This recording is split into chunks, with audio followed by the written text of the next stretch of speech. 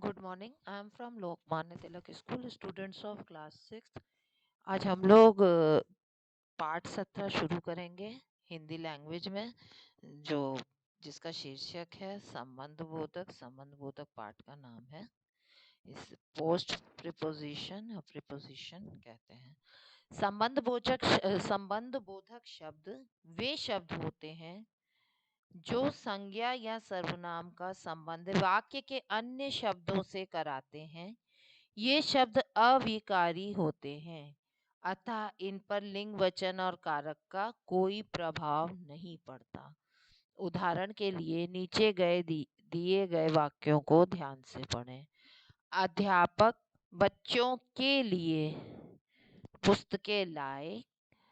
तमन्ना निखिल और विशाल के साथ स्कूल गई। बूढ़ा लंबी बीमारी के कारण मर गया।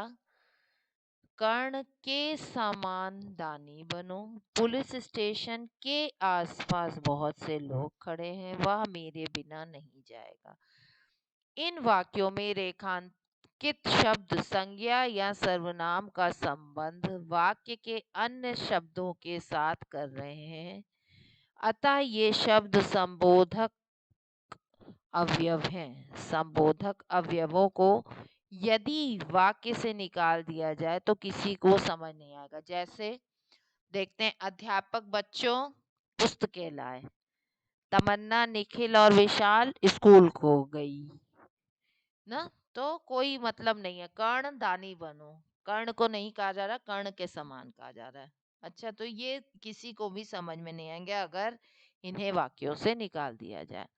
वे अवयव शब्द जो संज्ञा या सर्वनाम का संबंध वाक्य के अन्य शब्दों के साथ जोड़ते हैं, उन्हें वह संबंध बोधक अवयव कहलाते हैं। संबंध बोधक अवयव के भेद। Kinds of preposition.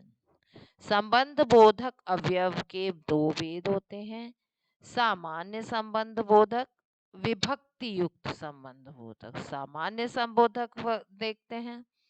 सामान्य संबोधक अवयव विभक्ति में रहते हैं, जैसे इस वर्ष तक इस नगर में रहा, वह वर्षों तक इस नगर में रहा। यह बात कुछ दिन पहले हुई थी, वर्षों तक कुछ दिन पहले। सामान्य संबोधक संबंध बोधक हैं क्योंकि विभक्ति चिन्ह का प्रयोग नहीं हुए हैं। विभक्ति युक्त संबंध बोधक, इन संबंध बोधक अवयव के साथ विभक्ति चिन्ह होते हैं। जैसे ऋतु के अलावा मेरा कोई नहीं, घर के बाहर कोई खड़ा है। संबंध बोधक और क्रिया विशेषण में अंतर। आइए अब अंतर को समझ लें। संबंध बोधक अव्यय संज्ञा या सर्वनाम का संबंध दूसरे शब्दों से जोड़ते हैं। क्रिया विशेषण क्रिया की विशेषता बताते हैं। संबंध बोधक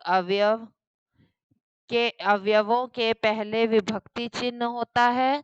क्रिया विशेषण शब्दों के साथ विभक्ति चिन्ह नहीं होता। ध्यान देने योग्य बातें, याद रखने योग्य बातें, आइए याद रखें।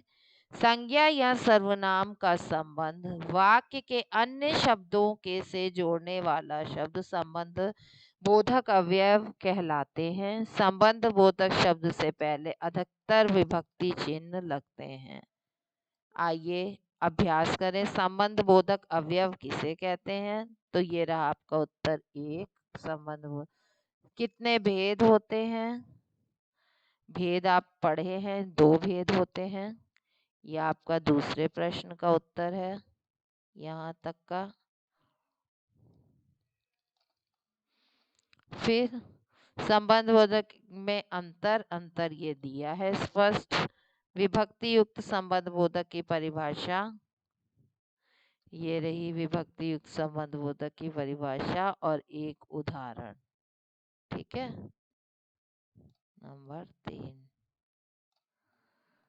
नंबर 4 बल्कि। ये नंबर 4 है, ये नंबर 3 है, वो नंबर 2 था और नंबर 1 आपको पता ही है।